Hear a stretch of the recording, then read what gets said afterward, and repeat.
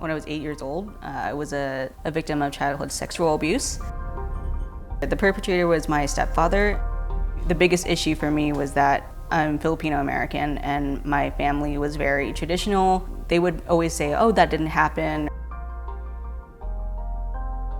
Joyce's case came in about March of 2010, and so I got it right before she turned 18, which was really lucky because if we had gotten it after, she wouldn't have been eligible.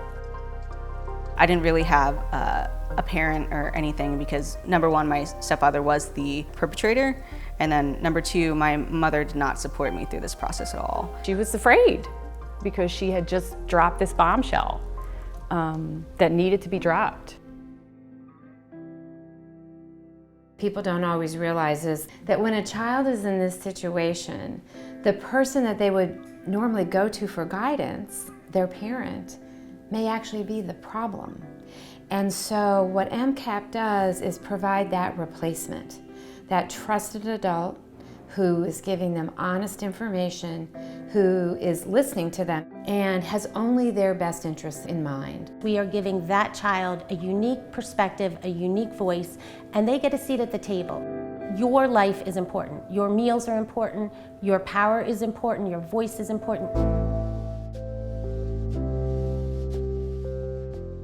We have seen an increase in the number of children served, 72% since 2015. That's a staggering number. Now more than ever, MCAP is needed. Your decision to assault was precise, calculated. The abuse of Larry Nassar began 30 years ago with me. People started reporting about Larry Nassar in 1997 to adults who should have listened and should have called the police. Having advocates, adults that would have listened, adults that would have started by believing children would have made a world of difference. What happens at the point of disclosure can either make or break the spirit of a child. So when they report and the adult does not believe them, it can be the last time they ever speak up again. That was a pretty big deal for me. Once someone said that they believed in what I was saying. There was a crime that occurred against you.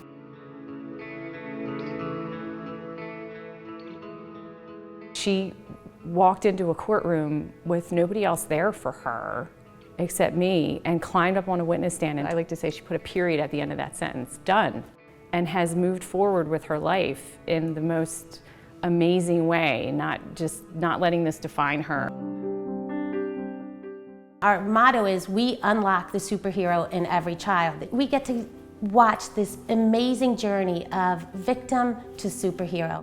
Pain and suffering doesn't end when the abuse ends, and pain and suffering doesn't end when the trial ends, and that's where advocacy comes in. Without Lisa or MCAP, I definitely would not have had anyone. She was able to keep in touch with me all this time. If I didn't have her, I definitely would have been locked up in my room, and I don't even know how I would be now. Carrying the candlestick and lighting the way for the tunnel for me, because you really helped me see the way, so thank you.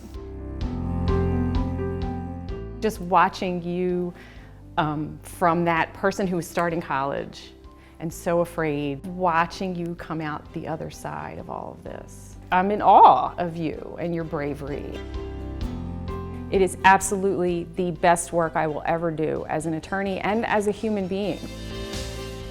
A lot of the people that I know that volunteer with MCAP, this really keeps them grounded.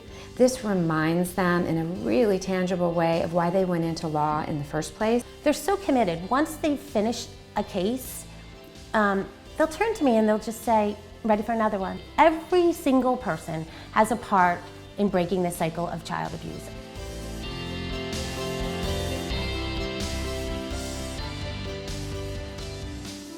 After having an advocate, it really showed me that I can pay this forward too. The living proof is sitting right here and thriving, and will continue to thrive and give back to people who need help. We are MCAP. We are MCAP. We are MCAP. We are MCAP.